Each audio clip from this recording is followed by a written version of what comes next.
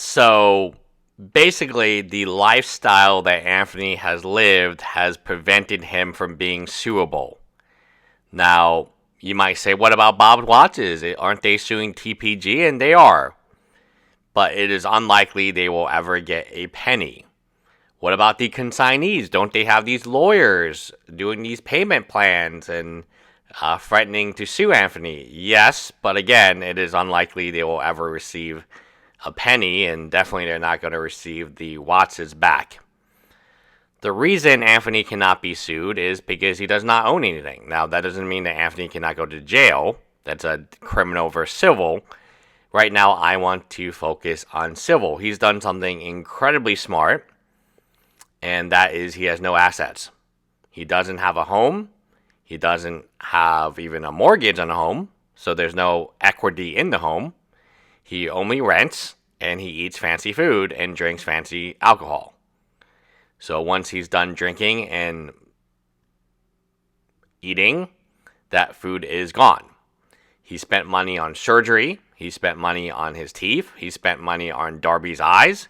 He spent money on Darby's friend's kidney. Again, none of these things can be taken back, right? I mean, you just can't take somebody's kidney back or eyes back. That would be ridiculous. Undoing the surgery would be more expensive than actually, just letting him keep his implants, I guess. And veneers. So Anthony has spent every last dollar he has, and there is no money to sue.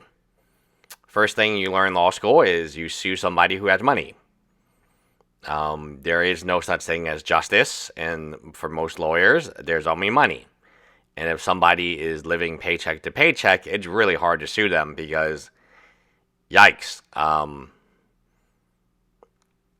Okay, cool. So let me play it this way. Okay, cool. Anthony stole our watches. We have proof. We have evidence. We're going to present the judge this. We're going to go 2 years of cases and pretrial discovery, all this fun stuff. And then we find out we won. Congratulations. We high-five each other. So we got a verdict saying Anthony owes us our 2 watches back or the equivalent value at the time with some interest. Well, interestingly enough, he doesn't have any money. So he can just declare bankruptcy and our verdict is gone.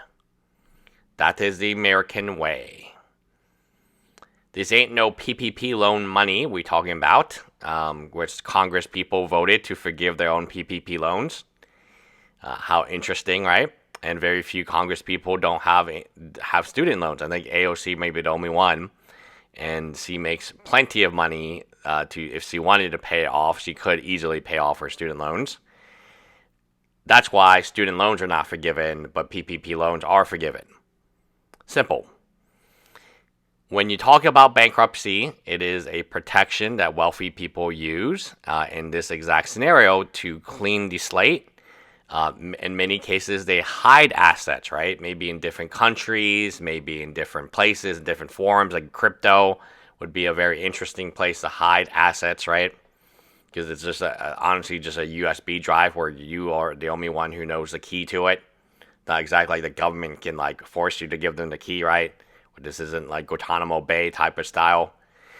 Very fascinating and definitely a scenario where he's played this perfectly.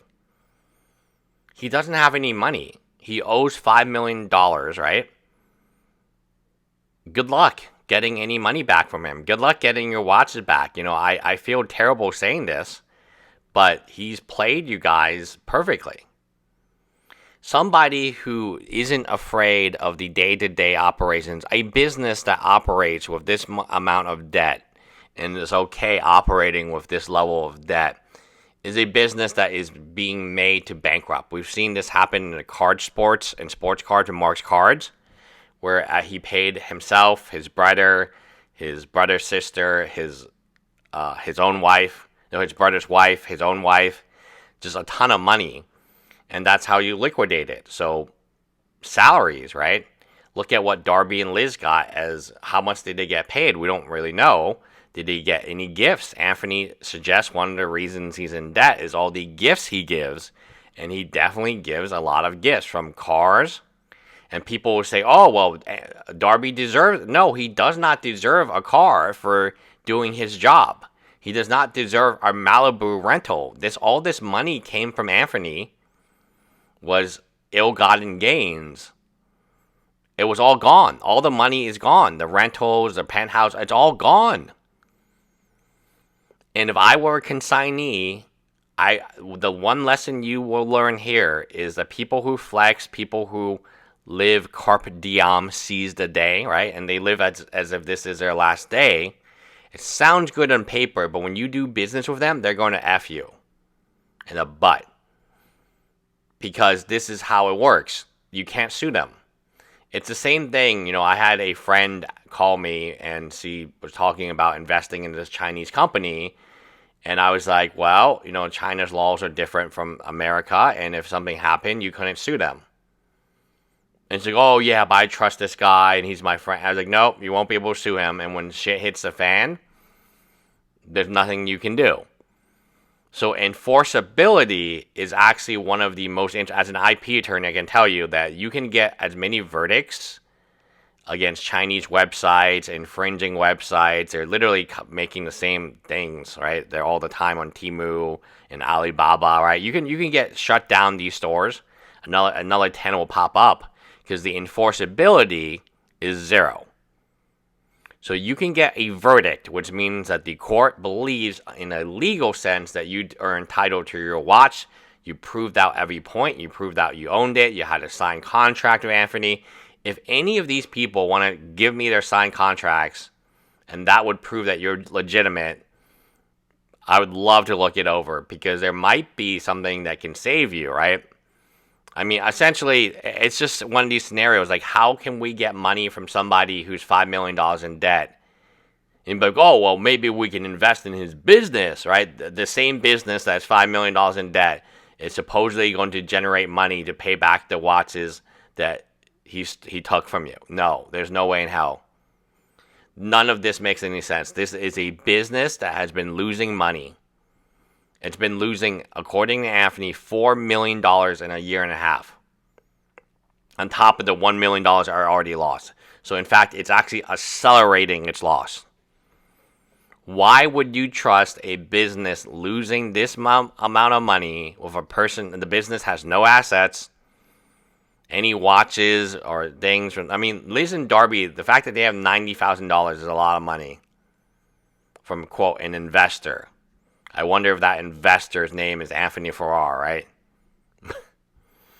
I don't know. I mean, this is my opinion, and now I'm going to get into the harsh critique, because this is something that I think Anthony needs to hear.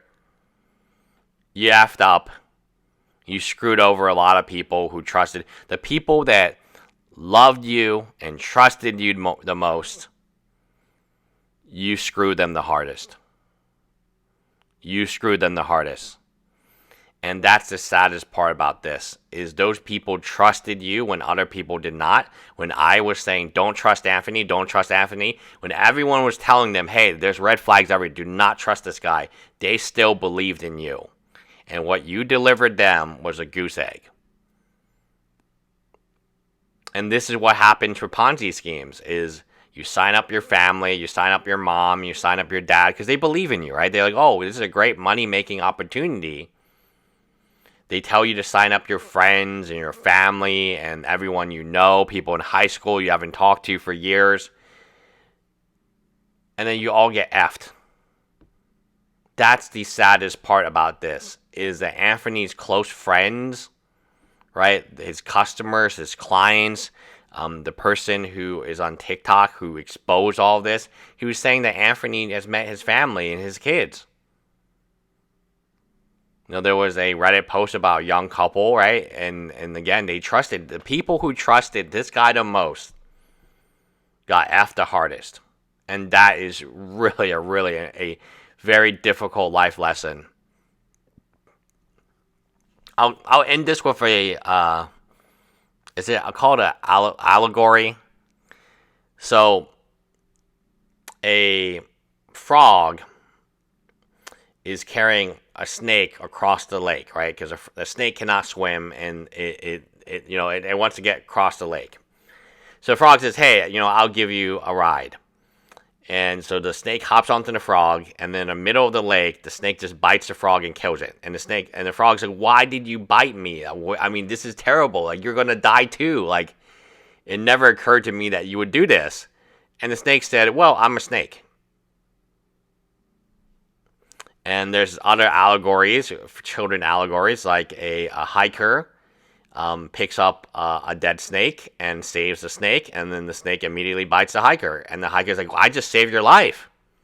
Snake is, "I'm a snake. This is what I do." So I think you can put what I'm saying together.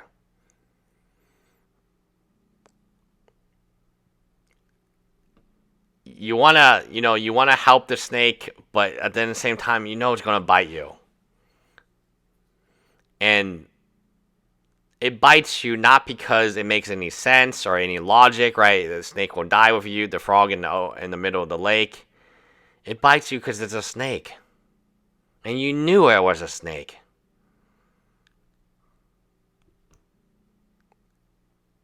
Yeah.